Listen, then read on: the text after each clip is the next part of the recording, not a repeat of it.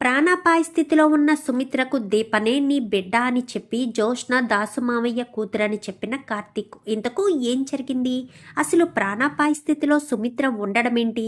మరి అలాంటి స్థితిలో ఉన్న సుమిత్రకు దీపే నీ కన్నబిడ్డ అంటూ నిజం చెప్పేయడమేంటి కార్తీక్?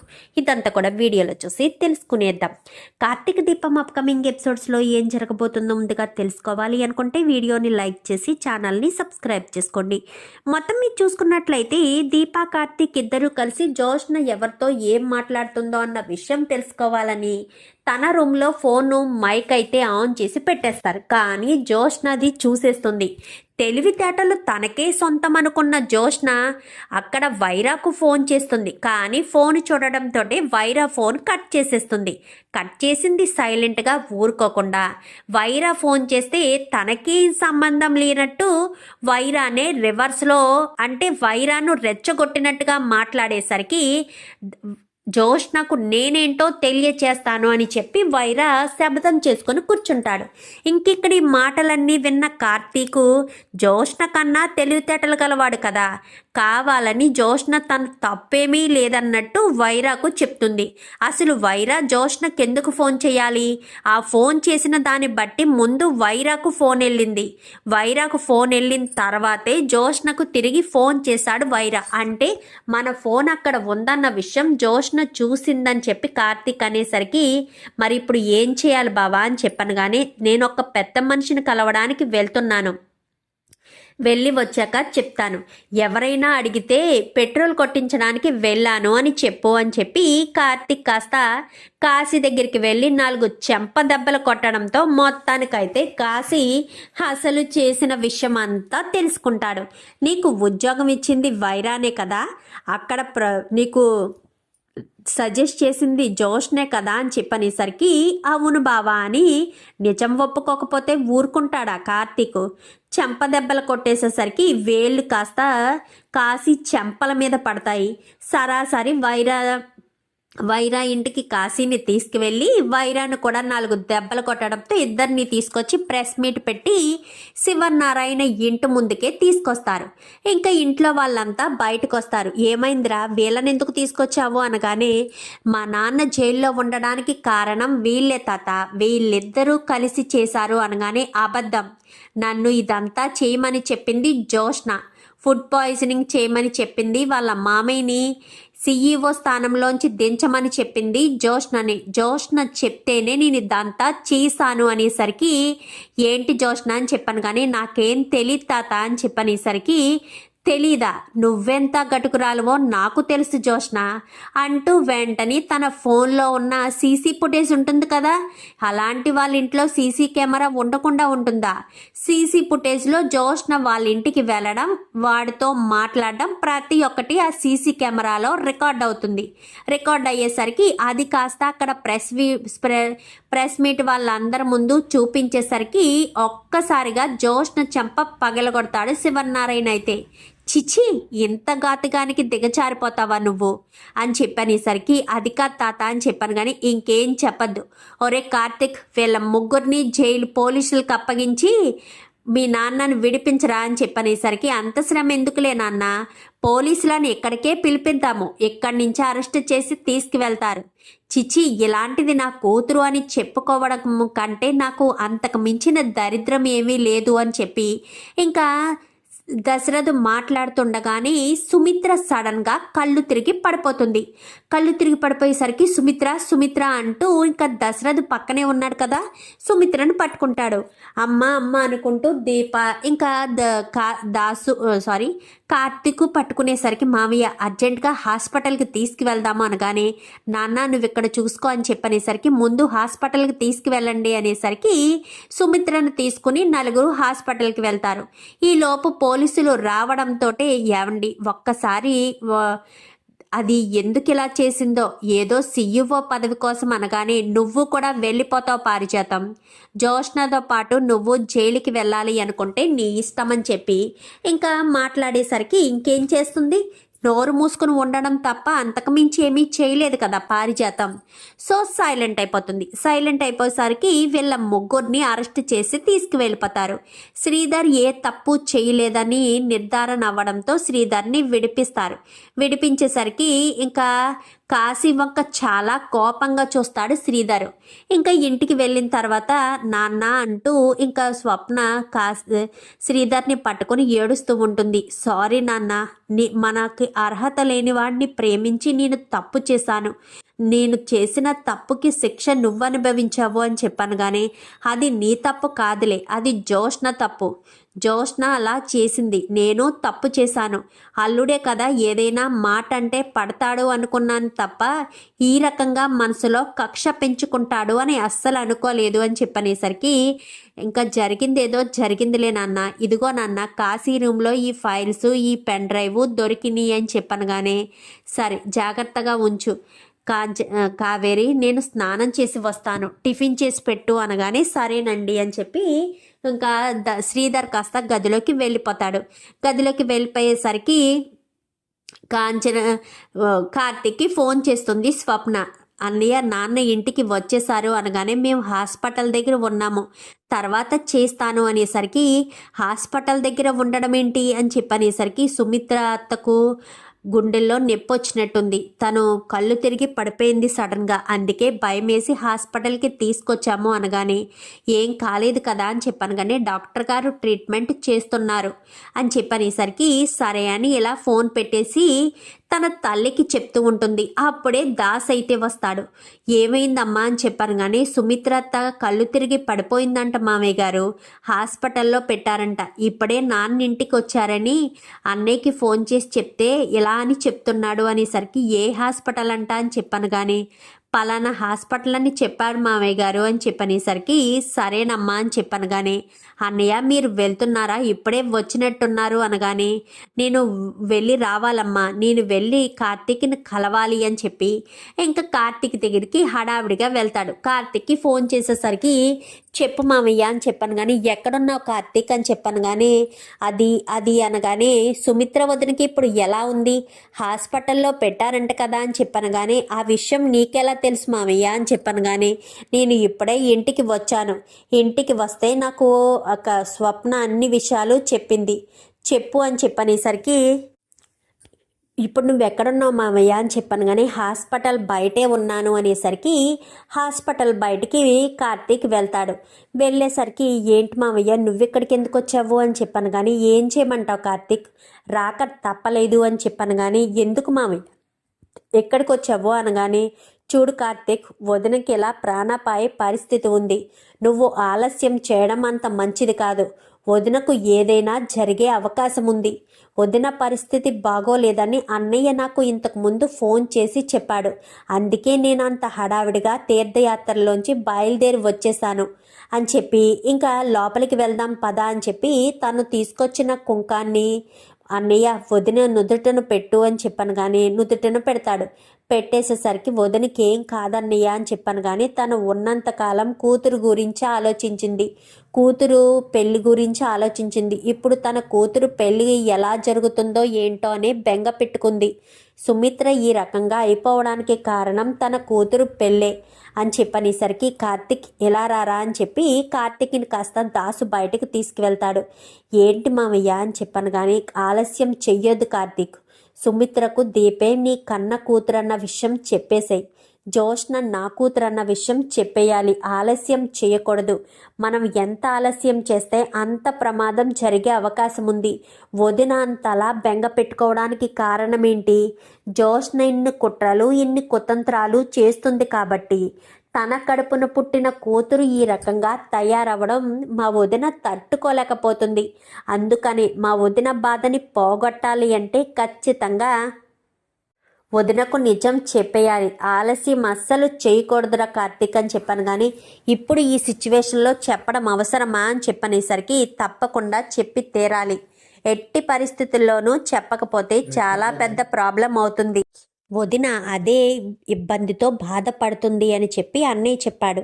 ఏమో, దీపే తన కన్న కూతురు, దీప జీవితం బాగోనే ఉంది అన్న విషయం తెలిస్తే వదిన ఆరోగ్యం కోలుకుంటుందేమో. కార్తీక్, ఆలోచించు, అస్సలు ఆలస్యం చెయ్యొద్దు, వెళ్ళి ఇప్పుడే నిజం చెప్పేసేయని చెప్పనేసరికి సరే అని చెప్పి ఇంకా కార్తీక్ వస్తూ ఉండగా, కార్తీక్ అని చెప్పి ఇంకా దశరథ్ పిలుస్తాడు. ఏంటి మావయ్య అని చెప్పాను, కానీ మీ అత్త ఆరోగ్యం ఎలా క్షీణించి పోతుందని కలలో కూడా అనుకోలేదు. మీ అత్త జోష్న గురించి ఆలోచిస్తుంది. తన కూతురు జీవితం ఏమవుతుంది, పెళ్ళి పెటాకులు లేకుండా ఎలా ఎన్ని రోజులు ఉంటుంది, తన కూతురు సంతోషంగా ఉండాలి, తన కూతురికి ఒక మంచి జీవితం రావాలి అన్న ఉద్దేశంతోనే ఇంకా మీ అత్త ఆలోచిస్తుందిరా కార్తీక్. ఏం చేయాలో అర్థం కావట్లేదు. జోష్న పెళ్ళికి ఒప్పుకోవడం లేదు. అసలు తన కన్న తల్లికి ఈ రకంగా అయ్యిందంటే దీప ఇంతెలా రియాక్ట్ అవుతుంది, కానీ జోష్న కొంచెం అంటే కొంచెం కూడా అసలు ఆలోచించట్లేదురా. తనకు బాధ అనేదే లేదు. నాకు అర్థం కావట్లేదు. తల్లి మీద ప్రేమ ఉండదా? ప్రేమ ఉంటుంది కదా, మరి ఆ ప్రేమను ఎందుకు జోష్న బయట పెట్టడం లేదు? నాకు అసలు జోష్న పరిస్థితి ఏంటో తెలియడం లేదురా కార్తీక్ అంటూ ఇంకా ఎంతగానో బాధపడతాడు దశరథ్. అయితే బాధపడేసరికి, నువ్వు బాధపడవద్దు మామయ్య, ఏం చేయాలో అదే చేస్తాను. అత్త కోలుకునే బాధ్యత నాది. ఖచ్చితంగా అత్తను కోలుకునేటట్టు చేస్తాను. అత్త నవ్వుతూ నీ కళ్ళ ముందు తిరుగుతూ ఉంటుంది అని చెప్పి ఇంకా కార్తీక్ కాస్త ఐసీయూలోకి వెళ్ళడం చూస్తాడు దశరథ. అదేంటి, అత్త కోలుకునేలా చేస్తాను అని చెప్పి కార్తీక్ ఐసీయూలోకి వెళ్తున్నాడు, పైగా దీపాన్ని తీసుకుని వెళ్తున్నాడేంటి, ఏం చెప్పడం కోసం అని చెప్పి అనుకుంటూ బయట దశరథ నిలబడి ఉండేసరికి ఇంకా కార్తీకు దీపను పక్కన కూర్చోబెట్టి అత్త చేతిని పట్టుకుని, అత్త, నేను మాట్లాడేది నీ మనసుకు చేరుతుందని నేను అనుకుంటున్నాను. నీ మనసుకు చేరితే నువ్వు ఖచ్చితంగా కోలుకుంటావని నా నమ్మకం. నువ్వు ఇన్ని రోజులు అనుకుంటున్నట్టు జోష్న నీ కన్న కూతురు కాదత్తా. నీ కన్న కూతురు జోష్న కాదు. నీ కన్న కూతురు ఎప్పుడూ నీ కళ్ళ ముందుంటూ నీకు సేవలు చేస్తున్న దీపే నీ అసలైన, నువ్వు 9 నెలలు మోసి కన్న బిడ్డ దీప. పారిజాతం స్వార్థానికి దీప జీవితం బలైపోయిందత్త. ఎందుకంటే తాత పారుని పెళ్లి చేసుకున్న తర్వాత భార్యలా ఇంటి ఆస్తి మొత్తం సొంతమవుతుందని ఆశించిన పారుకి అది దక్కలేదు. నానమ్మనే అమ్మమ్మనే జ్ఞాపకం తెచ్చుకుని పారుని అంతగా పట్టించుకునేవాడు కాదు తాత. అందుకోసం పారుకి ఈ ఇంటి ఆస్తి మీద కన్ను పడింది. ఈ ఇంటి వారసురాలిగా ఉండేది నా మనవరాలు మాత్రమే ఉండాలి అన్న ఉద్దేశంతో అదే సమయానికి డెలివరీ అయిన దాసు మామయ్యకు ఇటు మీకు ఒకేసారి ఆడపిల్ల పుట్టడం పారిజాతానికి బాగా కలిసొచ్చింది. అందుకనే పారు బిడ్డల్ని మార్చేసింది. అంటే దాసు మామయ్య కూతుర్ని తీసుకొచ్చి నీ బిడ్డగా చేసి నీకు పుట్టిన దీపని కాస్త ప్రాణాలు తీసామని సైదులు అనే ఒక వ్యక్తికి ఇచ్చింది. కానీ ఆ వ్యక్తి పసిబిడ్డను చూసి ప్రాణాలు తీయడం ఇష్టం లేక ఎక్కడైనా సరే ఊపిరి పోసుకుంటుంది అన్న ఉద్దేశంతో ఆ బిడ్డను ఒక బస్టాండ్లో వదిలేసింది. దీనంతటికీ సాక్ష్యం కల్లారా చూసిన వ్యక్తి ఎవరైనా ఉన్నారా అంటే ఆ వ్యక్తి ఎవరో కాదు, దాసు మామయ్య. ఆ నిజం దాసు మామయ్య దీపకు ఎప్పుడైతే కత్తిపోటు దిగిందో అప్పుడే నిజాన్ని బయట పెట్టాడు. జోష్న నా కూతురు కార్తీక్ అని చెప్పి. మరి ఈ విషయం జోష్నకు అనగానే జోష్నకు ఎప్పుడో తెలుసు. అందుకే దీప ప్రాణాలు తీయడానికే జోష్న ఎన్నోసార్లు ప్రయత్నించింది. ఇప్పుడు దీపకు ఈ ప్రమాదం జరిగిందంటే కారణం జోష్న అయ్యుంటుంది. లేదంటే జోష్న కాకపోతే ఇంకెవరు దీపకు శత్రువులుంటారు? దీపకు జోష్నే శత్రువు కార్తీక్ అని చెప్పి మాట్లాడేసరికి ఇంకా ఒక్కసారిగా చాలా ఇంకా తనలో రియాక్షన్ మొదలవుతుంది. రియాక్షన్ మొదలయ్యేసరికి చెయ్యి కదిలించి లైట్గా కళ్ళు తెరవడంతో దీప అని చెప్పి మాట వచ్చి రానట్టుగా పలకరించేసరికి, అత్త నీ కూతురు దీప ఇక్కడే ఉందత్త, నీ కూతురికి పెళ్లి జరిగిందత్త, నీ కూతురు నీ మేనల్లుడికే భార్య అయ్యిందత్త, మా అమ్మ మామయ్య దగ్గర తీసుకున్న మాట నిలబెట్టుకున్నామత్త, నీ కూతురు భవిష్యత్తు బాగుంది, నీ కూతురు జీవితం నిలబడింది, నువ్వు నీ కూతురు అనుకుంటున్న జోష్న నీ కూతురు కాదు, అందుకే మీకు ఎలా ఉన్నా మీ ఆరోగ్య విషయంలో అయినా సరే, మీ భార్యాభర్తల విషయంలో అయినా సరే దీప రియాక్ట్ అయినట్టుగా జోష్న రియాక్ట్ కాదు. ఎందుకంటే తల్లిదండ్రులు కలిసి ఉండాలని, తల్లిదండ్రులు సంతోషంగా ఉండాలని కోరుకునేదే కదా కూతురు. తను ఎవరు పరాయి మనిషి, అందుకే మిమ్మల్ని పట్టించుకోలేదత్తా అని చెప్పి కార్తీక్ చెప్పేసేసరికి ఇంకా సుమిత్ర జరిగిన విషయాలన్నీ జ్ఞాపకం తెచ్చుకుంటుంది. అప్పుడు మంగళసూత్రం తీసేయమని చెప్పింది జోష్ననే. తర్వాత మళ్ళీ సుమిత్ర మీద దశరథ్ కోప్పడిన తర్వాత అయినా నిజం చెప్పలేదు. తర్వాత సుమిత్రకు దశరథకి మంచి గొడవ పెంచింది. సుమిత్ర ఇంటి గడప దాటి బయటికి వెళ్ళేటప్పుడు కూడా జోష్న చూసింది, కానీ ఆపే ప్రయత్నం చేయలేదు. ఇంకా దీప్ అయితే సుమిత్రను చూసి ఇంటికి తీసుకువెళ్ళి తన కన్న బిడ్డను చూసుకున్నట్టుగా ఎంతో ప్రేమగా లాలించి ఆడించి భోజనం తినిపించి ఎంతో ప్రేమగా చూసుకునేది. అంత ప్రేమను జోష్న చూపిస్తే హ్యాపీగా ఫీల్ అవ్వాలనుకున్న సుమిత్రకు దీప చూపించేసరికి నిజంగా దీప మీద ఒక రకంగా ప్రేమ మొదలైంది. ఆ దీపే తన కన్న కూతురేమో అన్న ఫీలింగ్ మనసులో కదిలింది. ఇప్పుడు కార్తీక్ చెప్పడంతో ఆ విషయాలన్నీ కూడా జ్ఞాపకం తెచ్చుకున్న సుమిత్ర, అమ్మ దీప అంటూ దీప చేతిని పట్టుకునేసరికి ఈలోపు దశరథ్ కాస్త లోపలికి వచ్చేసేసరికి నాకు ఇప్పుడంతా అర్థమవుతుందిరా కార్తీక్, జోష్న ఎందుకు దాసుని కొట్టి తన ప్రాణాలు తీయాలనుకుందో ఇప్పుడంతా అర్థమవుతుంది అని చెప్పాను. కానీ ఏమిటి మీరు అనేది? జోష్న దాసు ప్రాణాలు తీయాలని చూడడం ఏంటి అని చెప్పాను. కానీ నీకు తెలీదు సుమిత్ర, జోష్న పైకు కనిపించి ఎంత మంచిది కాదు. తను ఎవరి ప్రాణాలైనా తీయడానికి సిద్ధపడుతుంది. కేవలం తన ఉనికి, తనకు కావాల్సింది ఆస్తి అంతస్తు ఉంటే చాలు, ఇంకా తనకు ఏమీ అవసరం లేదు, వేటితోనూ పని లేదు అని చెప్పి మాట్లాడేసరికి అది కాదండి అని చెప్పాను. కానీ ఇంకేం మాట్లాడకు సుమిత్ర, నువ్వు అనుకున్నదే నిజం. జోష్న దాసు కూతురే. దీప మన కన్న కూతురు. ఎందుకంటే దీపను చూసిన ప్రతిసారి కూడా దీప రియాక్ట్ అవ్వడం, దీప అంత ప్రేమను చూపించడం నేను చాలాసార్లు గమనించాను. అందుకే దీప ప్రేమ చూపిస్తుంటే నాకు ఎంతో సంతోషం అనిపించేది. అప్పుడు అర్థం కాలేదు దీపే నా కన్న బిడ్డ అయ్యుంటే బాగున్ను అని. నిజానికి భగవంతుడు దీపను మన కన్న బిడ్డగానే పుట్టించాడు.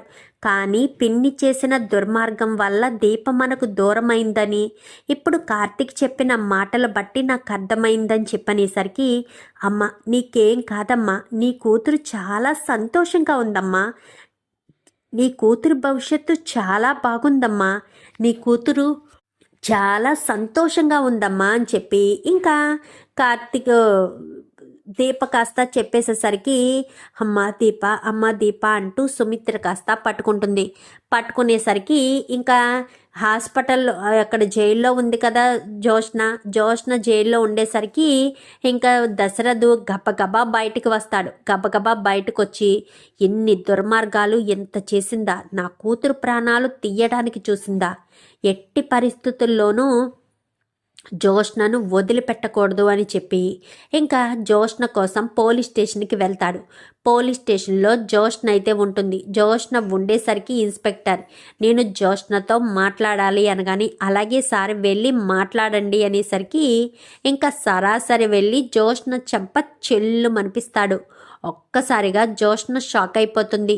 ఎందుకు నిన్ను కొట్టానో తెలుసా అని చెప్పనేసరికి అది ఎందుకు కొట్టారు అని చెప్పాను. కానీ ఎందుకు కొట్టానా, నన్ను ఎంత మోసం చేసిన నిన్ను బ్రతకనివ్వకూడదు అన్న ఉద్దేశంతోనే కొట్టాను అనగాని నేను నేను మిమ్మల్ని మోసం చేయడం ఏంటి అని చెప్పాను. కానీ నువ్వు ఎందుకు మోసం చేశావో, ఏం మోసం చేశావో నాకు తెలియదు అనుకుంటున్నావా? ఇన్ని రోజులు నా కూతురు అంటూ చలామణి బాగానే అయ్యావు. నిజానికి నువ్వు నా కూతురువు కాదు అన్న విషయం నాకు తెలిసిపోయింది జోష్న. నువ్వు నా కూతురువు కాదు, దాసు కూతురువి అన్న విషయం నాకు తెలిసిపోయింది. నువ్వు దాసు కూతురు కదా అని చెప్పనేసరికి అది నాన్న అని చెప్పను. కానీ ఇంకా నువ్వేం మాట్లాడకు, నువ్వు నాకు ఏమీ చెప్పకు. ఎందుకంటే నీ నిజ స్వరూపం నాకు తెలిసిపోయింది కాబట్టి ఇప్పుడు నువ్వు నన్ను మభ్య పెట్టాలని చూడకు. మభ్య పెట్టి నన్ను ఇబ్బంది పెట్టాలని మాత్రం అస్సలు చూడకు అని చెప్పనేసరికి ఏం మాట్లాడుతున్నావు అని చెప్పాను. కానీ నిజం మాట్లాడుతున్నాను అనేసరికి సార్ దశరథ్ గారు ఏంటి ఎమోషనల్ అవుతున్నారు అనగానే ఇన్స్పెక్టర్ ఎట్టి పరిస్థితుల్లో దీన్ని వదిలిపెట్టకండి. ఇది నా కూతురు కాదు, నన్ను మోసం చేసింది నా కూతురు కాదు అనగాని సార్ ఎమోషనల్ అవ్వకండి, ముందు మీరు ఇక్కడి నుంచి వెళ్ళండి అని చెప్పాను. కానీ ఇదేంటిది, నేను కూతుర్ని కాదు అంటూ చెప్పేస్తున్నాడు అంటే నిజం తెలిసిపోయిందా? నేను తప్పు చేశాను కాబట్టి మా నాన్న నిజం చెప్పేశాడా, లేక ఎలా నిజం తెలిసిపోయింది అని కంగారు పడుతూ ఉంటుంది జోష్న. కంగారు పడుతూ ఉండగానే ఇంకా కార్తీక్ దశరథు ఇంటికి వస్తాడు. నాన్న నాన్న అంటూ ఇంటికి రావడంతో ఏంటి దశరథ అనగానే నీతో మాట్లాడాలంటేనే విరక్తి కలుగుతుంది పిన్ని అని చెప్పనేసరికి నేనేం చేశాను దశరథ అని చెప్పాను. కానీ నా బిడ్డను నా నుంచి దూరం చేసింది నువ్వు కాదా పిన్ని? బిడ్డల్ని మార్చి నా కుటుంబాన్ని మోసం చేసింది నువ్వు కాదా పిన్ని? నా బిడ్డని ఇన్ని సంవత్సరాలు నా దూరం చేసి నీ బిడ్డని అంటే నీ వారసురాల్ని, నీ కొడుకు కూతుర్ని నా ఒడికి చేర్చింది నువ్వు కాదా పిన్ని అని చెప్పనేసరికి ఒక్కసారిగా పారిజాతం షాక్ అయిపోతుంది. ఏం మాట్లాడుతున్నావు దశరథ అని చెప్పాను. కానీ నిజం మాట్లాడుతున్నాను. ఇది నీకు కొంచెం ఇబ్బందిగా అనిపిస్తుందా అని చెప్పాను. కానీ అది కాదు దశరథ, ఇబ్బందిగా అనిపించడం ఏంటి అని చెప్పాను. కానీ పిన్ని నన్ను మోసం చేశావు, ఇంకా సరిపోలేదా? ఈ రకంగా నన్ను మోసం చేస్తావని అస్సలు అనుకోలేదు పిన్ని. నువ్వు నన్ను ఈ రకంగా మోసం చేసి కుట్ర చేసి ఇంకా మమ్మల్ని ఎంత మభ్యపెట్టి మాయ చేస్తావని అస్సలు అనుకోలేదు. గత 25 సంవత్సరాల నుంచి కూడా నీ రక్తాన్ని మా రక్తంగా మా బిడ్డగా బాగా మోసం చేసావు కదా పిన్ని. మేము నిజంగా జోష్న మా కూతురేనేమోనని ఎన్నో ఆశలు పెంచుకున్నాము.